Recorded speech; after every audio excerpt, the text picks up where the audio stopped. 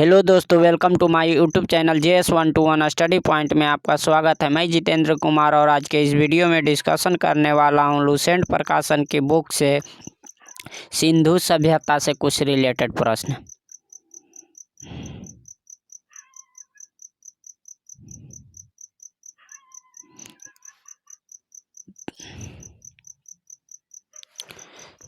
Radio carbon C14 जैसी नवीन विश्लेषण पद्धति के द्वारा सिंधु सभ्यता की सर्वमान्य तिथि 2400 ईसा पूर्व से 1700 ईसा पूर्व मानी गई है। इसका विस्तार त्रिभुजाकार है। सिंधु सभ्यता की खोज 1921 ईस्वी में राय बहादुर दयाराम साहनी ने की। सिंधु सभ्यता की खोज किसने की? तो सिंधु सभ्यता की खोज राय बहादुर दयाराम साहनी ने 1921 ईस्वी में किया। सिंधु सभ्यता को आद्य ऐतिहासिक अथवा कांस्य युग में रखा जा सकता है। इस युग को मुख्य निवासी द्रविड़ एवं भूमध्य सागरीय थे। सर जॉन मार्शल भारतीय पुरातत्व सर्वेक्षण विभाग के तत्कालीन ने 1924 में सिंधु घाटी सभ्यता नामक एक उन्नत नागरीय सभ्यता पाए जाने की विधिवत घोषणा की। सिंधु सभ्यता के सर्वाधिक पश्चिमी पुरास्थल दास्क नदी के किनारे स्थित सुत्कागेडोर, पूर्वी पुरास्थल हिंडन नदी के किनारे आलमगीरपुर, मेरठ जिला मेरठ उत्तर प्रदेश, उत्तरी पुरास्थल चिनाब नदी के तट पर अखनूर के निकट मांदा जो कि जम्मू कश्मीर में है, वह दक्षिण पुरास्थल गोदावरी नदी के तट पर दाइमाबाद में है। कहाँ है? दाइमाबाद में। सिंधु सभ्यता या सैंधव सभ्यता नगरीय सभ्यता थी। सिंधु सभ्यता या सैंधव सभ्यता कैसी सभ्यता थी? नगरीय सभ्यता थी। सैंधव सभ्यता से प्राप्त परिपक्व अवस्था वाले स्थलों में केवल 6 को ही बड़े नगर की संज्ञा दी गई है। ये है मोहनजोदड़ो, हड़प्पा, गनवारीवाला, धौलावीरा, राखीगढ़ी एवं कालीबंगन। स्वतंत्रता प्राप्ति पश्चात हड़प्पा संस्कृति के सर्वाधिक स्थल गुजरात में खोजे गए। स्वतंत्रता प्राप्ति पश्चात हड़प्पा संस्कृति के सर्वाधिक स्थल कहाँ खोजे गए? गुजरात में खोजे गए। सिंधु घाटी सभ्यता का सबसे बड़ा स्थल मोहनजोदड़ो है। कहाँ है? मोहनजोदड़ो है। जबकि भारत में इसका सबसे बड़ा स्थल राखीगढ़ी है। सिंधु सभ्यता का सबसे बड़ा स्थल मोहनजोदड़ो है, जबकि भारत में इसका सबसे बड़ा स्थल कहाँ है? राखीगढ़ी, जो किस नदी के किनारे है? घग्गर नदी के किनारे, जो हरियाणा के जींद जिला में स्थित है। कहाँ स्थित है? हरियाणा के जींद जिला में स्थित है। इसका खोज सिंधु सभ्यता की खोज 1969 ईस्वी में सूरजभान ने की थी।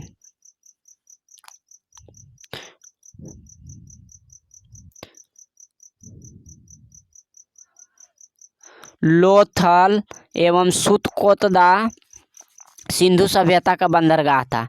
सिंधु सभ्यता का बंदरगाह कौन कौन था? लोथल एवं सुतकोतदा। जुते हुए खेत और नक्काशीदार ईंटों के प्रयोग का साक्ष्य कहाँ से प्राप्त हुआ है? तो कालीबंगन से प्राप्त हुआ है। कहाँ से प्राप्त हुआ है? कालीबंगन से प्राप्त हुआ है।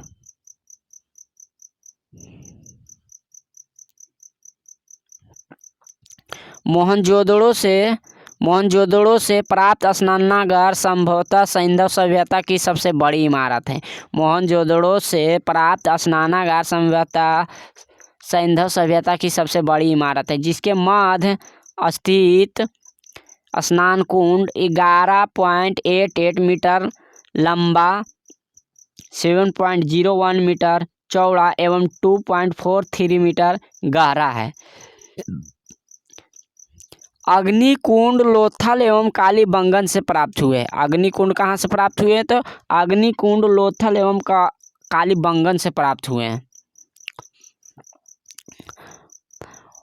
मोहनजोदड़ो से प्राप्त एक सील पर 3 मुख वाले देवता की मूर्ति मिली है, जिनके चारों ओर हाथी, गैंडा, चीता एवं भैंसा विराजमान है। मोहनजोदड़ो से नर्तकी की एक कांस्य मूर्ति मिली है। हड़प्पा की मोहरों पर सबसे अधिक एक श्रृंगी पशु का अंकन मिलता है। यहाँ से प्राप्त एक आयताकार मुहर में स्त्री के गर्भ से निकलता पौधा दिखाया गया है। मनके बनाने के कारखाने लोथल एवं चनहुदड़ो में मिले हैं। मनके बनाने वाले कारखाने कहाँ मिले हैं? लोथल एवं चनहुदड़ो में मिले हैं। सिंधु सभ्यता की लिपि कैसी थी? सिंधु सभ्यता की लिपि भाव चित्रात्मक थी। यह लिपि दाईं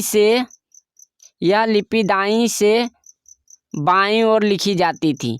जब अभिलेख एक से अधिक पंक्तियों का होता था तो पहली पंक्ति दाईं से बाईं और दूसरी बाईं से दाईं ओर लिखी जाती थी।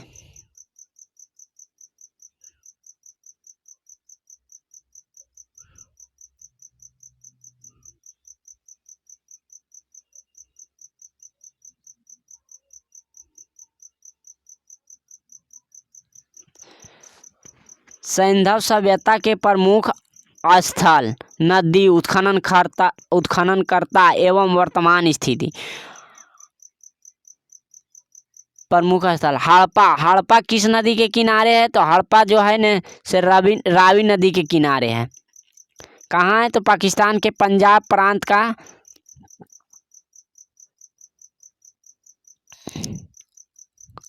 हड़प्पा रावी नदी के किनारे है। पाकिस्तान के पंजाब प्रांत का साहिवाला जिला में है।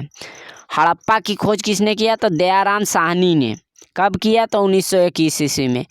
मोहनजोदड़ो किस नदी के किनारे है? तो मोहनजोदड़ो सिंधु नदी के किनारे है।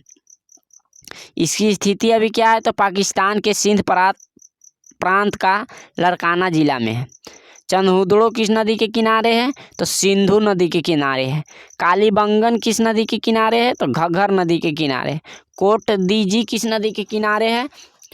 सिंधु नदी के किनारे। रंगपुर किस नदी के किनारे है? तो मादर नदी के किनारे है। रोपड़ किस नदी के किनारे है? रोपड़ सतलज नदी के किनारे है। लोथल भोगवा नदी के किनारे। आलमगीरपुर किस नदी के किनारे है? तो हिंडन नदी के किनारे। सुतका गेंडोर किस नदी के किनारे है? तो दास नदी के किनारे। बनवाली किस नदी के किनारे है? रंगोई नदी के किनारे। धौलावीरा लूनी नदी के किनारे। सोतका सादी कौर नदी के किनारे है।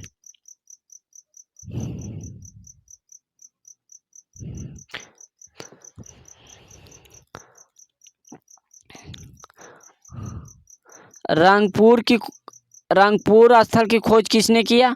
तो रंगनाथ राव ने। रोपड़ की खोज किसने किया था? अज्ञदत्त शर्मा ने। लोथल की खोज किसने किया था? रंगनाथ राव ने।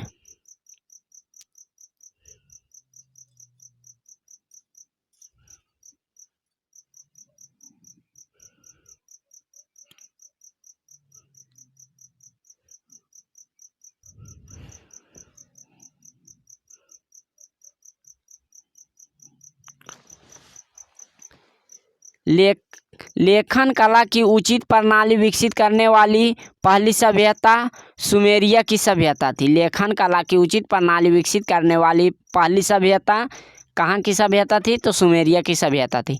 सिंधु सभ्यता के लोगों ने नगरों तथा घरों के विन्यास के लिए किस पद्धति को अपनाई? तो ग्रिड पद्धति को अपनाई। घरों के दरवाजे और खिड़कियां सड़क की ओर न खुलकर पिछवाड़े की ओर खुलते थे। केवल लोथल नगर के घरों के दरवाजे मुख्य सड़क की ओर खुलते थे। सिंधु सभ्यता का मुख्य फसल थी? तो सिंधु सभ्यता की मुख्य फसल गेहूं और जौ थी। सैंधववासी मिठास के लिए किसका प्रयोग करते थे? तो शहद का प्रयोग करते थे।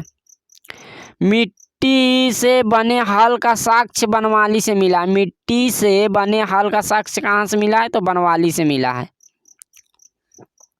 रंगपुर एवं लोथल से चावल के दाने मिले हैं जिनसे धान की खेती होने का प्रमाण मिलता है। चावल के प्रथम साक्ष्य लोथल से ही प्राप्त हुए हैं। चावल के प्रथम साक्ष्य कहाँ से प्राप्त हुए हैं? तो लोथल से प्राप्त हुए हैं।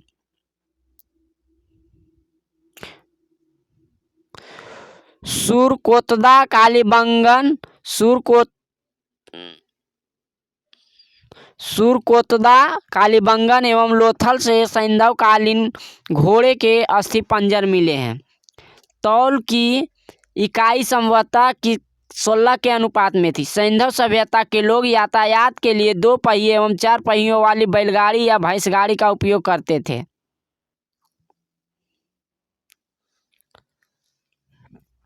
मेसोपोटामिया के अभिलेखों में वर्णित मेलुहा शब्द का अभिप्राय सिंधु सभ्यता से। किस सभ्यता से? सिंधु सभ्यता से। संभवतः हड़प्पा संस्कृति का शासन वणिक वर्ग के हाथों में था। संभवतः हड़प्पा संस्कृति का शासन वणिक वर्ग के हाथों में था। पिग्गट ने हड़प्पा एवं मोहनजोदड़ो को एक विस्तृत साम्राज्य की जुड़वा राजधानी कहा। हड़प्पा एवं मोहनजोदड़ो को एक विस्तृत साम्राज्य की राजधानी किसने कहा? तो पिग्गट ने कहा। सिंधु सभ्यता के लोग धरती को उर्वरता की देवी मानकर उसकी पूजा किया करते थे। सिंधु सभ्यता के लोग धरती को उर्वरता की देवी मानकर उसकी पूजा किया करते थे। वृक्ष पूजा एवं शिव पूजा के प्रचलन के साक्ष्य भी सिंधु सभ्यता से मिलते हैं। स्वास्तिक चिन्ह संभवतः हड़प्पा सभ्यता की देन है। इस चिन्ह से सूर्योपासना का अनुमान लगाया जाता है। सिंधु घाटी के नगरों में किसी भी मंदिर के अवशेष नहीं मिले हैं।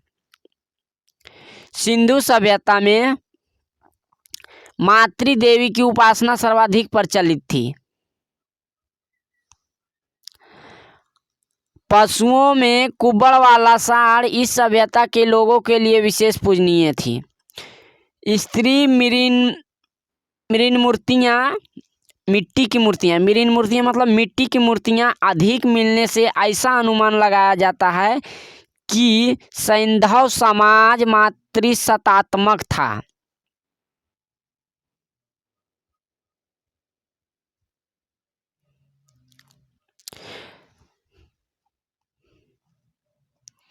सैंधववासी सूती एवं ऊनी वस्त्रों का प्रयोग करते थे। मनोरंजन के लिए सैंधववासी मछली पकड़ना, शिकार करना, पशु पक्षियों को आपस में लड़ाना, चौपड़ और पासा खेलना आदि साधनों का प्रयोग करते थे। सिंधु सभ्यता के लोग काले रंग से डिजाइन किए हुए लाल मिट्टी के बर्तन बनाते थे। लाल मिट्टी के बर्तन बनाते थे। सिंधु घाटी के लोग तलवार से परिचित नहीं थे। सिंधु घाटी के लोग किस चीज से परिचित नहीं थे? तो तलवार से परिचित नहीं थे। कालीबंगन एकमात्र हड़प्पाकालीन स्थल है जिसका निचला शहर सामान्य लोगों के रहने के लिए भी किले से घिरा हुआ था।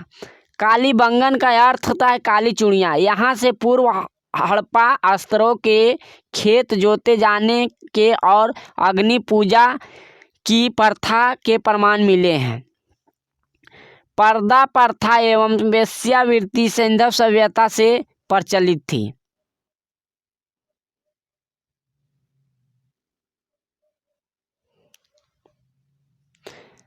सैंधव सभ्यता में प्रचलित थी।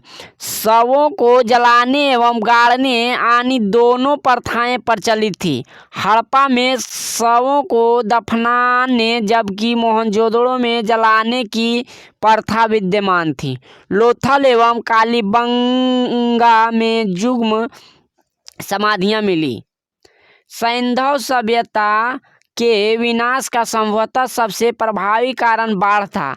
आग में पकी हुई मिट्टी को टेराकोटा कहा जाता है। आग में पकी हुई मिट्टी को क्या कहा जाता है? टेराकोटा कहा जाता है।